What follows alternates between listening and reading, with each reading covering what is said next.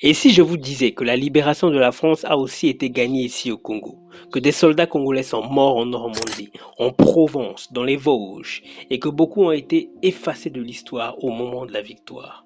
Je ne suis pas historien militaire, mais aujourd'hui, je veux juste vous raconter des noms qu'on oublie. Parce qu'en 1939, la France a de nouveau fait appel à ses colonies. Des régiments de tirailleurs sénégalais sont formés, un terme générique pour des hommes venus de toute l'Afrique dans le Congo. Et dès 1940, la guerre est brutale. Prenez par exemple Goma Louis, né à Brazzaville en 1906, soldat du 12e régiment de tirailleurs sénégalais.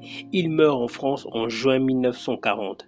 Peut-être fait-il partie des 50 prisonniers dont des blessés massacrés dans la forêt de Briand-en-Barrois par les Allemands. Ou Chikaya Félix Lucien, né au Congo, tué au combat le 15 juin 1940 à Bazincourt-sur-Saône, une semaine avant l'armistice. La logique nazie était simple et horrible. Les soldats noirs étaient considérés comme des sous-hommes. Des consignes existaient pour ne pas les soigner. Les exécutions sommaires étaient fréquentes. Le pire exemple, le capitaine Nchorere Charles, un Gabonais, l'un des rares officiers africains de l'armée française, fait prisonnier en juin 1940. Il exige d'être traité en officier. Les nazis l'abattent d'une balle dans la nuque. Son corps aurait été écrasé sous un char. Sordide ironie, son fils est tué le même jour sur le même front. Mais l'histoire ne s'arrête pas là. Défaite de 1940. En octobre 1940, Brazzaville devient la capitale de la France libre. Une nouvelle page s'ouvre. On forme des bataillons de marche, en AEF. Ces hommes vont se battre partout, en Libye, en Tunisie, en Syrie, au Liban.